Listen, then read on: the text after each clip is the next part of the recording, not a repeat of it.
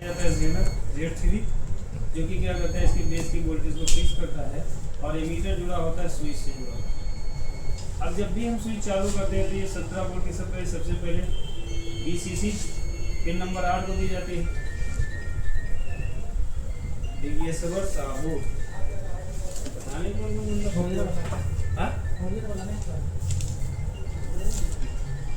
Hello नमस्कार।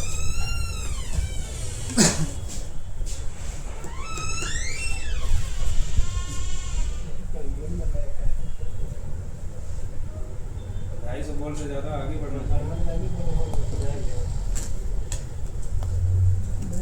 MFC के बाद चेक कर लेना कौन सा चार्ज है, कंपनी कौन सी एक्सिको का। MFC पे 300 प्लस आता है, नहीं आ रहा 23 में कितना आ रहा, नहीं आ रहा होगा 260 नहीं आ रहा है। रिले तो नहीं लगा रखा है ब्रिज और MFC के बीच में पक्का, तो या तो ब्रिज खराब है या कैपेसिटर खराब है। एक काम करो पहले MFC को निकाल के देखो कि ब्रिज कितना वोल्टेज पास है। अगर ब्रिज 220 से कम कर रहा होगा तो ब्रिज को चेंज कर देंगे, ठीक है ना। और अगर ब्रिज रुक के रहेगा 220 प्लस दे रहा है तो MFC आपका भी MFC चेंज कर देंगे। शॉर्टिंग वार्टिंग तो नहीं है ना।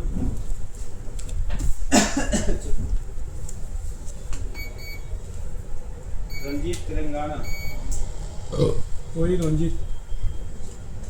तो जब हम स्विच को चालू करते हैं तो इधर से 17 वोल्ट की सप्लाई सबसे पहले IC के पिन नंबर 8 को दी जाएगी। यही 17 वोल्ट की सप्लाई PWM ड्राइवर सेक्शन में लगे ट्रांजिस्टर के कलेक्टर को दी जाएगी।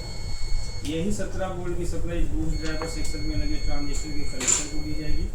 और यही 17 वोल्ट ऑप्टो कपलर को दी जाएगा। ऑप्टो कपलर की पिन नंबर 4 को दे दीजिए, ठीक है ना, ये दे दिया। अब क्या होगा, जब ये IC ऑन होगी तो सबसे पहले 5 वोल्ट को चेक करेगी। 5 वोल्ट में क्या है, अगर आप देखेंगे तो यहाँ पे देखेंगे 3 रजिस्टर है, एक ये है, दूसरा ये है, तीसरा ये है और ये MFC के पॉजिटिव टर्मिनल से ये क्या होती है, कनेक्ट हो जाती है। तो जब यहाँ पे वोल्टेज कम होता है तो उसका फीडबैक इसको कम जाता है।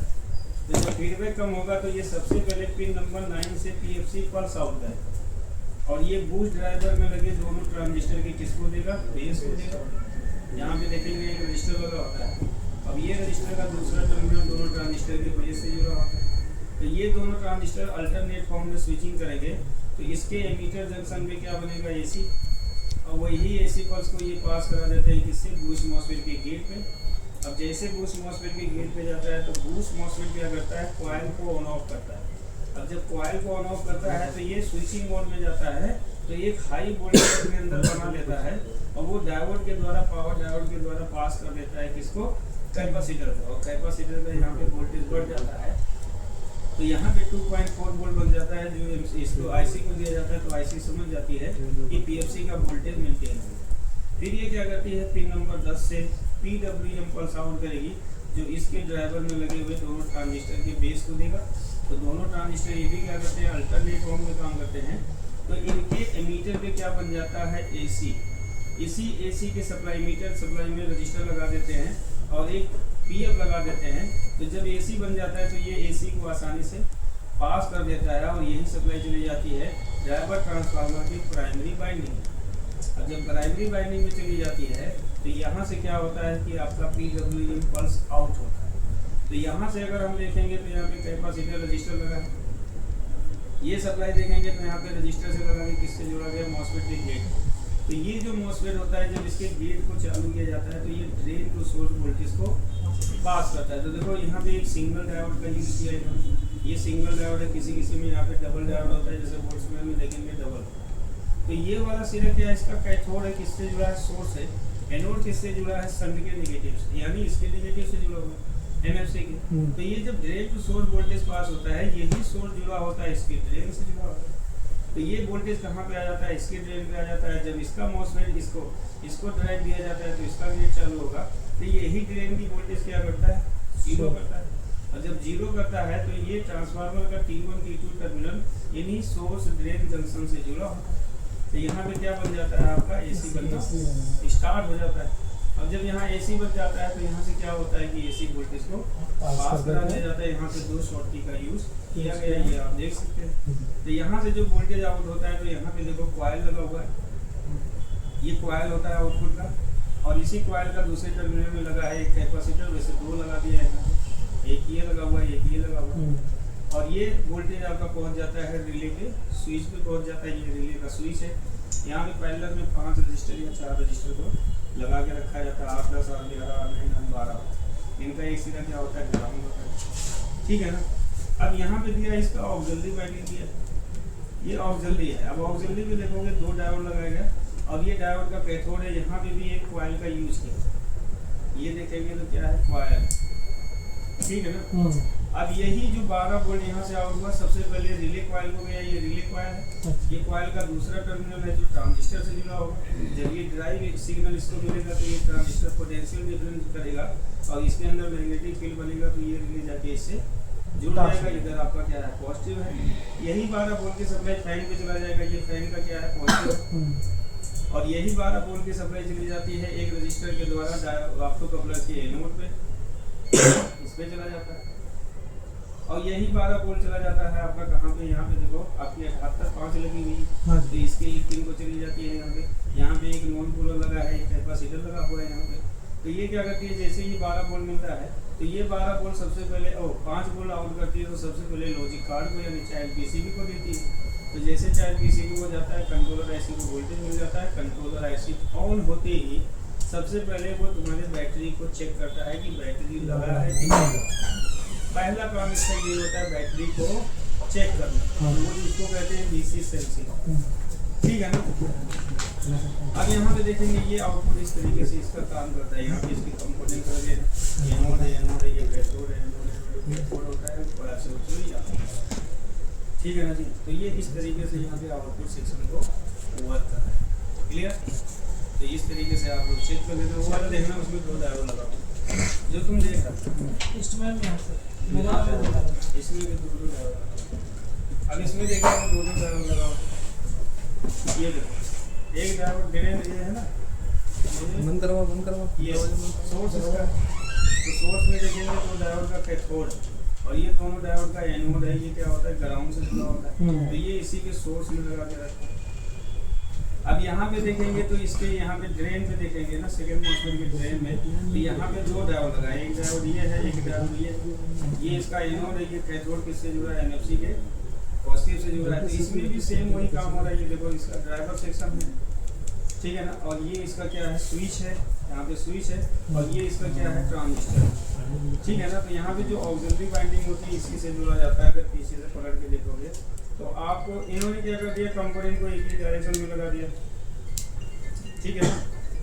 यहाँ पे देखो ये ट्रांजिस्टर भाई साहब कौन निकालेंगे, ये लगा, ये ट्रांजिस्टर लगा है, ठीक है, जो स्विच को क्या करता है, वोल्टेज प्रोवाइड करने का काम करता है। ये फीडबैक वाइंडिंग में इन्होंने एक डायोड लगा रखा है, एक डायोड है, एक कैपेसिटर यहाँ पे लगा रखा है, ठीक है। तो ये रनिंग वोल्टेज देगा कब, जब चार्जर आपका यानी और पर चालू होगा तो यहाँ पे रनिंग वोल्टेज है। और ये क्या है, इसका ड्राइवर सेक्शन है। यहाँ पे ये 2 ट्रांजिस्टर का यहाँ पे यूज किया गया है।